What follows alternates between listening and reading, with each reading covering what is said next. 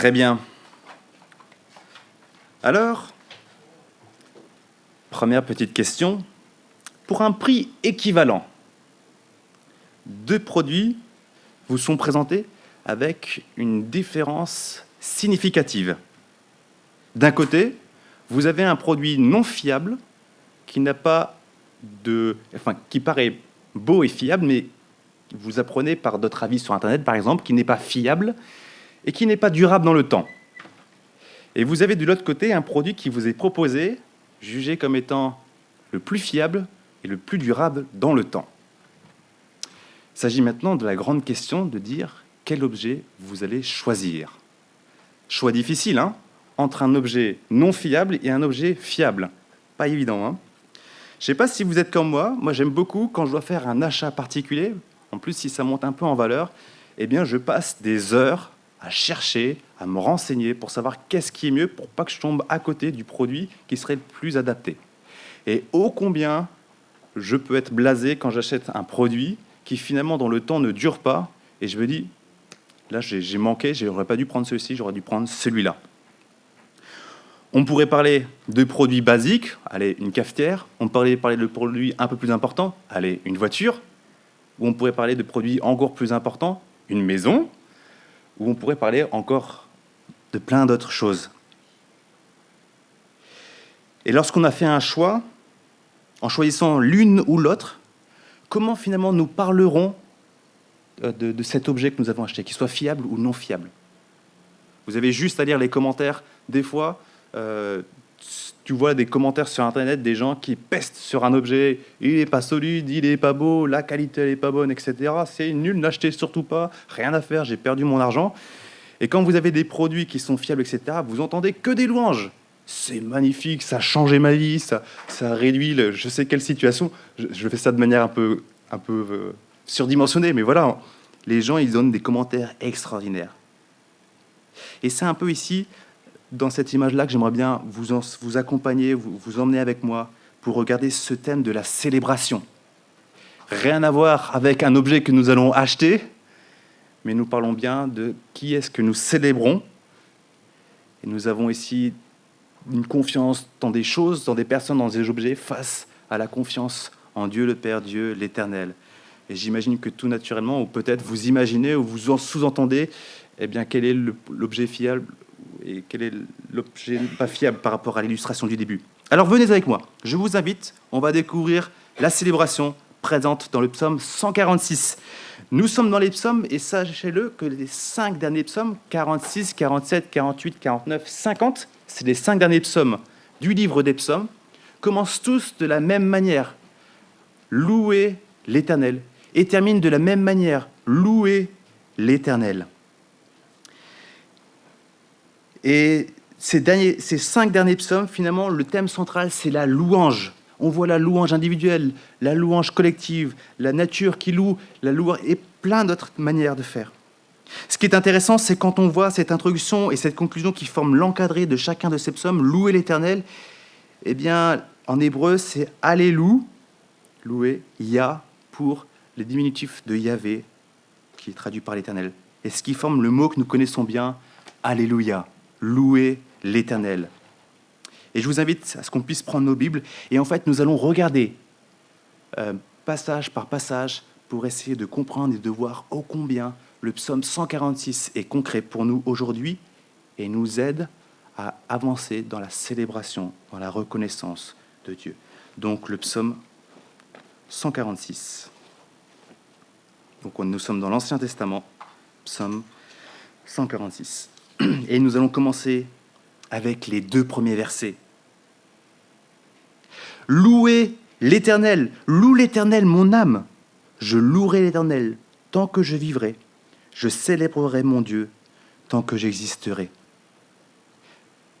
Au travers de cette déclaration, l'auteur de ce psaume met en évidence plusieurs aspects concernant son désir d'honorer Dieu, qu'il va nous développer ensuite dans son psaume. On le voit déjà ici, il s'agit d'un choix de vie. Loue l'Éternel mon âme. Et ce n'est pas n'importe quoi, ce n'est pas loue l'Éternel d'une manière superficielle, mais d'une manière profonde. Loue l'Éternel mon âme, loue l'Éternel de tout mon cœur. Il s'agit du coup d'un choix de vie, et celui-ci est conduit par la confiance, l'admiration, la reconnaissance, la considération de la supériorité de Dieu. C'est un peu le premier chant qu'on a chanté, le deuxième chant, le premier chant qu'on a chanté. Vous allez remarquer les paroles « Je louerai l'Éternel tant que je vivrai, je célébrerai mon Dieu tant que j'existerai ». Et remarquez ici, sur cette démarche, la notion de finitude qui est entendue ici, ou de fin. « Je louerai l'Éternel tant que je vivrai, je célébrerai tant que j'existerai ». Il y a la beauté de voir d'un homme ou d'une personne qui veut célébrer Dieu, honorer Dieu tout au long de sa vie, mais aussi cette réalité que la vie d'un homme est pour un temps, alors que la vie de Dieu n'a pas de fin. Et c'est un aspect qui démarque considérablement l'homme de Dieu, la notion d'éternité face à la notion de finitude. Et pourtant, on retrouve, malgré cette grande différence, quelqu'un qui est éternel.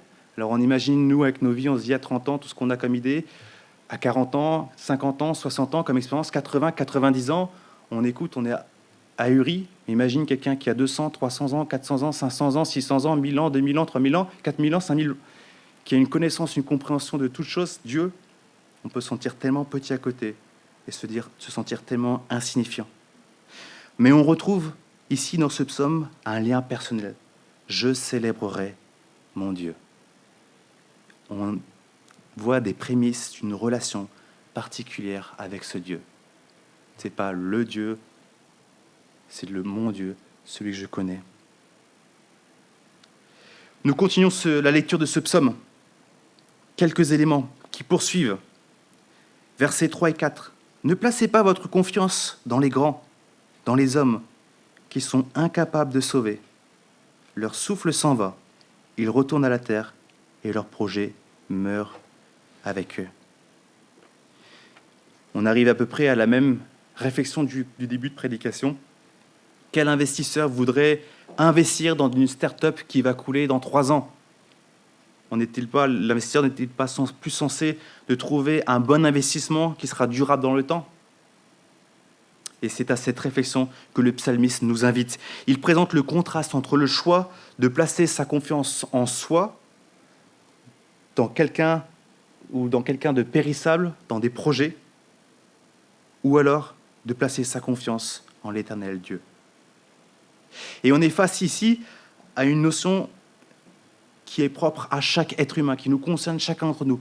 Notre nature a été corrompue par l'idée que notre vie peut se passer complètement de Dieu.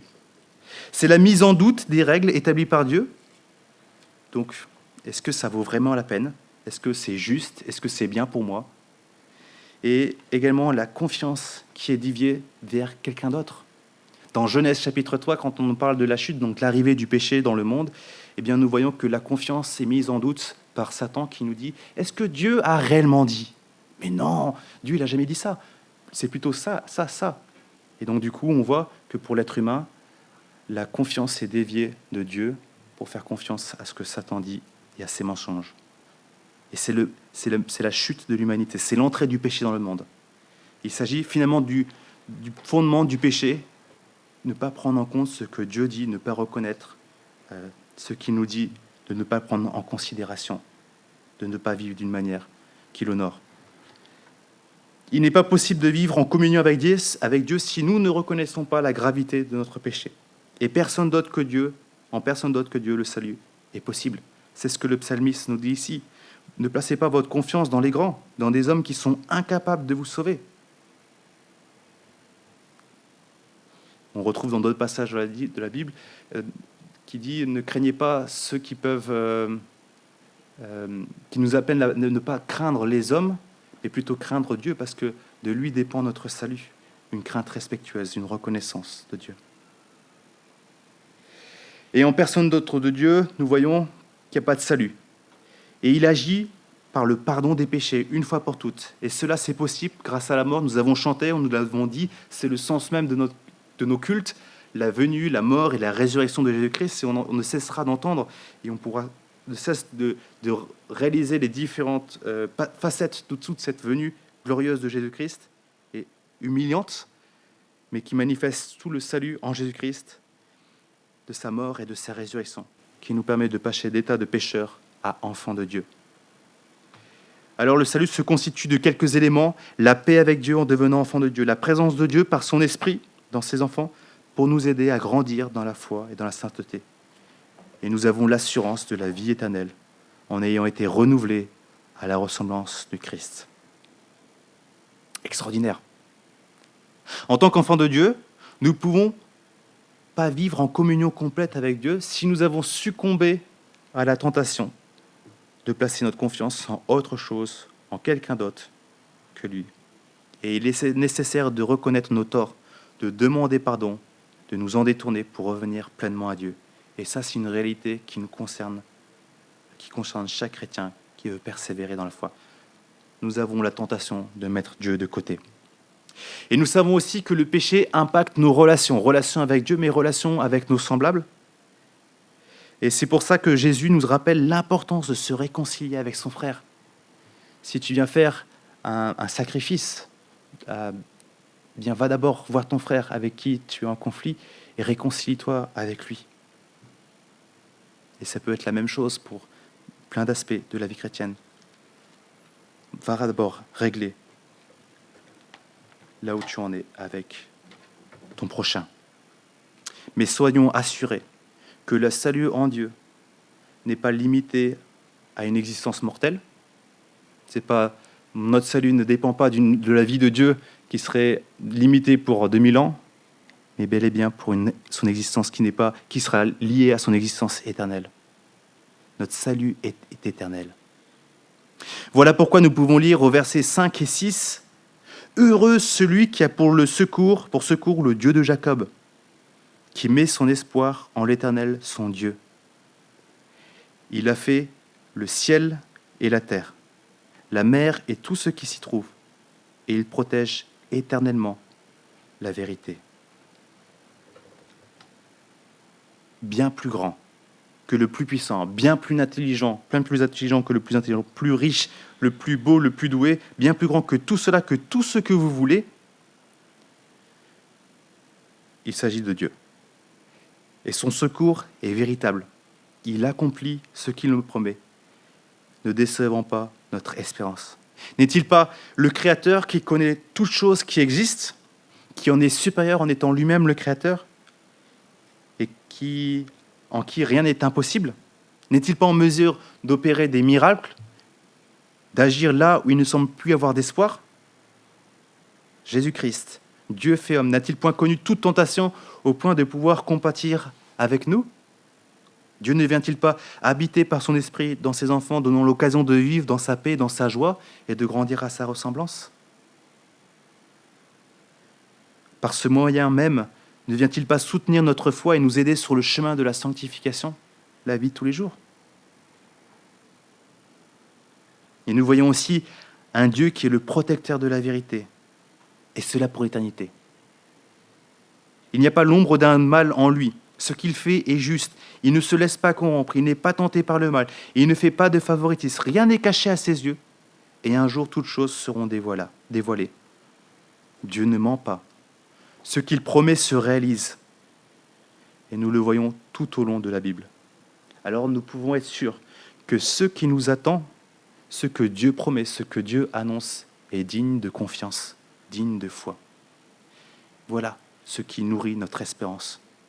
Nous lisons la Bible, nous entendons les déclarations de Dieu, et nous savons qu'elles s'accompliront.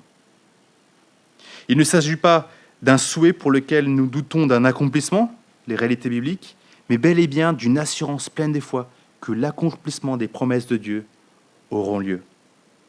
Et là, c'est extraordinaire. Quand nous lisons la Bible, prenons-nous au sérieux ce que nous lisons. Quand nous lisons les promesses de Dieu, prenons-nous au sérieux les promesses de Dieu.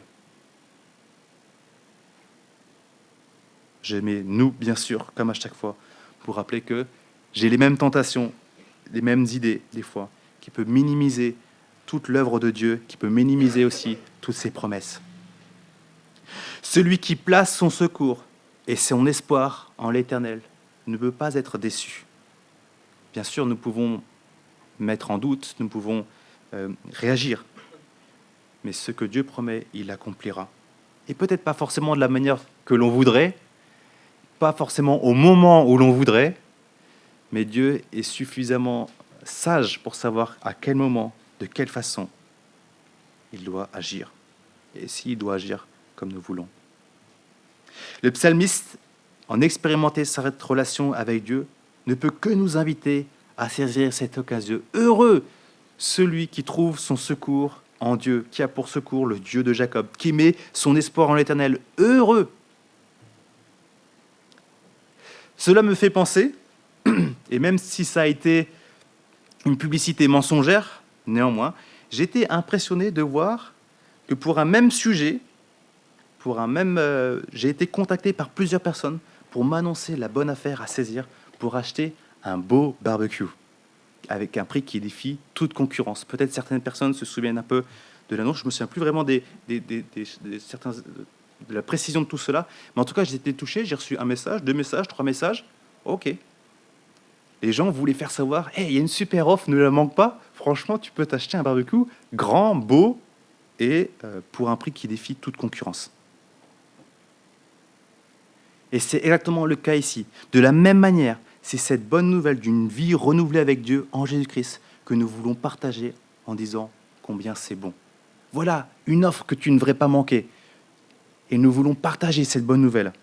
Il y a de quoi se réjouir et d'exploser de louanges. C'est ce qu'on voit des fois dans les épîtres, quand l'apôtre Paul écrit ses lettres, il parle de vérité biblique, il parle de choses qui sont extraordinaires. Puis à un moment, il semble faire une pause et puis il dit « Gloire à Dieu, ô Dieu éternel !» Et puis il fait toute une louange à Dieu, il s'arrête pour louer Dieu tellement c'est extraordinaire. Là, on pourrait, de plein des manières, s'arrêter et se mettre à louer Dieu et dire « Waouh, c'est extraordinaire !» Et nous voyons ici l'explosion de louanges. Heureux, saisissez cette belle occasion. Ne passez pas à côté, ça serait dommage. Voilà qui est ce Dieu qui porte secours, en qui nous pouvons placer notre espérance, qui ne déçoit pas. Et nous voyons le contraste avec juste avant les hommes en qui nous sommes invités à ne pas placer notre confiance. Un jour, ils vont finir. Ils n'apportent pas le salut. Leurs projets vont s'éteindre. Même s'ils paraissent grands, puissants, maîtriser toutes choses, Dieu est celui en qui nous pouvons placer notre confiance. Et il continue avec cette description dans les versets 7 à 9. Il fait droit aux opprimés. Il donne du pain aux affamés. L'Éternel délivre les prisonniers. L'Éternel ouvre les yeux des aveugles. L'Éternel redresse ceux qui sont courbés. L'Éternel aime les justes. L'Éternel protège les étrangers. Il soutient l'orphelin et la veuve, mais il fait dévier la voie des méchants. Nous avons ici un panel des actions de Dieu. Et dans un commentaire, il pouvait classer ces actions en 3 domaines. Le domaine personnel, le domaine social et le domaine moral. Et quand nous lisons ça, nous trouvons ça extraordinaire. Mais nous pouvons néanmoins nous poser la question de son application concrète dans le monde. N'y a-t-il toujours pas des pauvres, des opprimés, des affamés, des étrangers et des orphelins qui souffrent des méchants, des aveugles ? Et j'avoue ne pas avoir toutes les réponses à ces questions, à ce sujet. Je remarque simplement que ces éléments sont la conséquence du péché, soit directement, comme les oppressions, donc les motivations de domination, etc., soit indirectement par le fait de souffrir de maladies, de problèmes physiques, qui sont la conséquence de l'entrée du péché dans le monde. Je remarque aussi que la vie de Jésus, Dieu fait homme, avec toutes les guérisons, les délivrances, ses enseignements, son opposition vis-à-vis des méchants, donne un avant-goût du royaume de Dieu, comme il sera dans l'éternité. En effet, lorsqu'on regarde la Bible, on arrive à la fin, Apocalypse. Nous lisons ceci, une fois dans l'éternité, alors que le mal sera anéanti, Dieu sera au milieu des siens. Et il fait cette promesse extraordinaire. Il essuiera toute larme de leurs yeux. La mort ne sera plus, Il n'y aura plus deuil, ni cri, ni douleur, car ce qui existait avant a disparu. Ce qu'on retrouve en Apocalypse chapitre 21, verset 4. Le mal est anéanti. Il n'y a plus de souffrance, plus de mort. Il n'y a plus de péché. Et là, c'est une promesse extraordinaire. Est-ce que vous voulez vivre ces réalités dans cette présence de Dieu?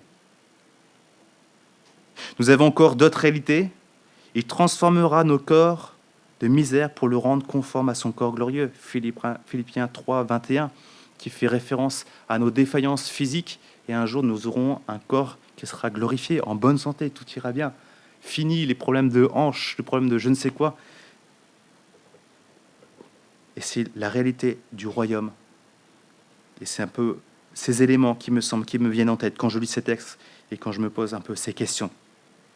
Et en attendant l'accomplissement de ces promesses, Dieu appelle ses enfants à partager son attention pour la justice dans le domaine personnel, social et moral.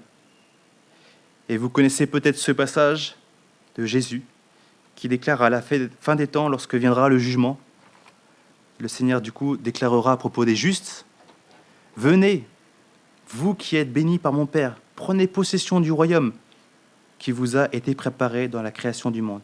En effet, j'ai eu faim et vous m'avez donné à manger. J'ai eu soif et vous m'avez donné à boire. J'étais étranger et vous m'avez accueilli. J'étais nu et vous m'avez habillé. J'étais malade et vous m'avez rendu visite. J'étais en prison et vous êtes venus vers moi. » Alors les justes lui répondront, « Seigneur, quand avons-nous vu affamé? Quand avons-nous donné à manger? Ou assoiffé et t'avons-nous donné à boire? Quand avons-nous vu étranger et t'avons-nous accueilli? Quand avons-nous vu nu et t'avons-nous habillé? Quand avons-nous vu malade ou en prison et sommes-nous allés te voir? » Et le roi leur répondra, « Je vous le dis en vérité, toutes les fois que vous avez fait cela à l'un de ces plus petits de mes frères, c'est à moi que vous l'avez fait. » Passage biblique que nous ne pouvons pas négliger, mais qui fait écho, me semble-t-il, à toute cette justice que Dieu manifeste ici. Voilà ce que Dieu désire, et voilà ce que Dieu attend de nous, à toutes les proportions qui nous sont données de bien des manières également. Et bien sûr, ce n'est pas ici, par ces œuvres-là, que nous sommes sauvés par la foi en Jésus-Christ, mais c'est la conséquence de la reconnaissance de l'œuvre de Dieu et le désir de vivre, de cheminer en agissant selon la volonté de Dieu. Et nous avons vu ce que Dieu aime. Nous continuons avec le dernier verset de notre psaume 146. « L'Éternel règne éternellement. Il est ton Dieu, Sion, de génération en génération. Louez l'Éternel. » Le psalmiste conclut en rappelant deux réalités. Dieu règne. Chose incroyable. Ne croyons pas qu'il soit dépourvu face au monde. Ne croyons pas qu'ils se disent « Mince, l'Ukraine, la Russie, qu'est-ce qu'on va faire? Et la Chine qui risque d'envahir. Oh, il n'y a pas d'équilibre. » Dieu règne. Et il sait très bien ce qui se passe. Il n'est pas dépourvu face au monde, face aux puissances. Non, il use de patience et aura le dernier mot avec le jugement à la fin des temps. Et plein d'autres choses qu'on ne comprend pas de la manière dont il peut mettre les choses en place. Mais la réalité, Dieu règne. Est-ce que nous croyons que Dieu règne? Est-ce que nous nous laissons embarquer dans les tempêtes de l'inquiétude de la vie de tous les jours? Ou est-ce que nous reconnaissons que Dieu règne et que nous sommes ses enfants et que nous pouvons espérer en lui? Deuxièmement, Dieu s'est révélé au peuple d'Israël. Lorsque le Juif est interpellé, ici avec ce psaume, il s'agit ici du Dieu qui a agi pour ses ancêtres. Et ça donne un autre sens. Parce que clairement, le lecteur a certainement eu l'occasion d'entendre ses parents, ses grands-parents, qui tiennent de leurs arrière-grands-parents, et de génération en génération, de tout ce que Dieu a pu réaliser pour ce peuple. Ils entendent les témoignages de l'action de Dieu, et ils peuvent se souvenir de la délivrance du peuple d'Israël, de l'esclavage de l'Égypte, de quelle manière il est intervenu en suscitant des prophètes, des victoires incroyables. Et c'est finalement ce qu'on retrouve quand on lit la Bible. On lit tout ça et on se dit « Waouh !» Voilà le témoignage extraordinaire, plus la manière dont Dieu agit dans notre vie, et quand on partage les uns avec les autres, on peut être encouragé et dire « Waouh, tout ce que Dieu a fait dans ta vie, mais c'est extraordinaire !» C'est le contexte de l'Église, ici aussi, qui nous permet cet encouragement mutuel à célébrer Dieu. Seuls nous aurons tendance à nous enfermer dans des raisonnements, à perdre de vue des vérités bibliques. Et ensemble, nous pouvons nous édifier afin de grandir dans notre foi et notre adoration vis-à-vis de l'éternel Dieu manifesté en Jésus-Christ.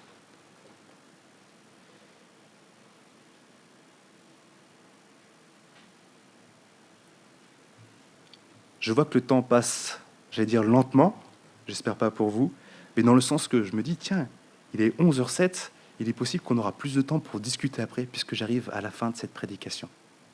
Simplement.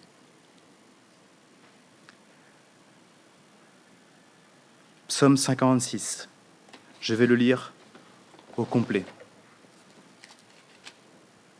Louez l'Éternel, loue l'Éternel mon âme. Je louerai l'Éternel tant que je vivrai. Je célébrerai mon Dieu tant que j'existerai. Ne placez pas votre confiance dans les grands, dans les hommes qui sont incapables de sauver. Leur souffle s'en va. Ils retournent à la terre et leur projet meurt avec eux. Heureux, heureux, heureux, celui qui a pour secours le Dieu de Jacob, qui met son espoir en l'Éternel son Dieu. Il a fait le ciel et la terre, la mer et tout ce qui s'y trouve. Il protège éternellement la vérité. Il fait droit aux opprimés, il donne du pain aux affamés. L'Éternel délivre les prisonniers, l'Éternel ouvre les yeux des aveugles. L'Éternel redresse ceux qui sont courbés. L'Éternel aime les justes. L'Éternel protège les étrangers. Il soutient l'orphelin et la veuve, mais il fait dévier la voie des méchants. L'Éternel règne éternellement. Sion, il est ton Dieu, Sion, de génération en génération. Louez l'Éternel. Ce psaume, nous le voyons, est entièrement tourné vers l'Éternel Dieu. L'Éternel, c'est Yahvé. Nous y retrouvons la considération du Dieu éternel, créateur de toutes choses, face à l'humanité affectée par sa rébellion envers le Créateur. Placer sa foi dans quelque chose d'autre, dans quelqu'un d'autre, semble une folie. D'autant plus maintenant avec l'ensemble des révélations, c'est-à-dire la Bible, au-delà de l'époque où l'auteur a écrit pour ce psaume, eh bien là, ça se poursuit avec tout le Nouveau Testament, et quand on lit toute la venue de Jésus-Christ, toute son œuvre, etc., eh bien ça ressemble encore plus à être une folie. Bien sûr, il nécessite d'avoir la foi. Est-ce que nous croyons que Dieu existe ? Qu'est-ce que nous croyons à propos de nous-mêmes ? Qu'est-ce que nous croyons à propos de Jésus-Christ ? Et c'est là des bonnes questions qu'il faut se poser, et dans l'authenticité, pourquoi pas de demander à Dieu qu'il se révèle à vous, à nous. Nous avons la joie de l'assurance du salut, accompagnée par le secours de Dieu et l'espérance qui est conduit dans l'adoration. Tout ça, c'est possible grâce à l'œuvre de Jésus-Christ. Que ce soit dans notre louange, et je sais que certains aiment louer, chanter sous votre douche, chanter quand vous êtes dans la voiture, chanter, siffler, etc., parce que vous vous rappelez des cantiques qui honorent Dieu, qui vous rappellent des vérités bibliques. Que ce soit dans le don de soi, dans la manière de rendre service, de faire du bien, dans nos relations, dans notre conduite, dans nos paroles, dans nos actes, quoi que nous fassions, faites tout pour rendre honneur à Dieu, pour rendre gloire à Dieu. Dans l'exceptionnel, de la vaisselle de tous les jours, jusqu'aux choses extraordinaires, peu communs, que tout lui rende honneur et que tout lui revienne. Et on se souvient de plusieurs éléments. Reconnaissance, que nous sommes finis face à l'éternité de Dieu, mais que ce Dieu, personnellement, vient à notre rencontre et il nous sauve en Jésus-Christ. Sans cela, nous ne pouvons avoir aucune relation avec lui, aucune espérance. Mais ce Dieu, en plus de nous sauver, nous accompagne, nous accorde son secours, nourrit en nous l'espérance et nous conduit à œuvrer avec lui pour la venue de son royaume, pour vivre selon sa justice et ainsi agir d'une manière qui fasse du bien autour de nous, tel que Dieu l'entend. Alors, connaissons-nous Dieu ? Vivons-nous la relation personnelle que Dieu nous accorde en Jésus-Christ ? Belle question. Et j'aimerais bien, comme le psalmiste, vous dire « Hey, regarde, saisis cette occasion. Vraiment, ça en vaut la peine. Tu ne seras pas déçu. Et vois combien ça peut impacter ta vie aujourd'hui et pour l'éternité.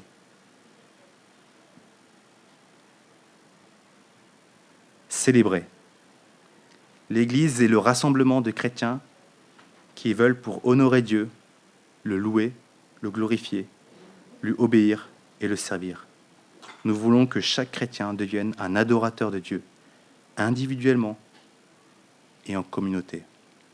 Que Dieu nous bénisse et nous donne la joie de le connaître et de saisir cette communion que nous pouvons avoir avec lui. Nous allons prendre juste quelques minutes de silence avant de passer à quelques annonces, puis un chant de fin.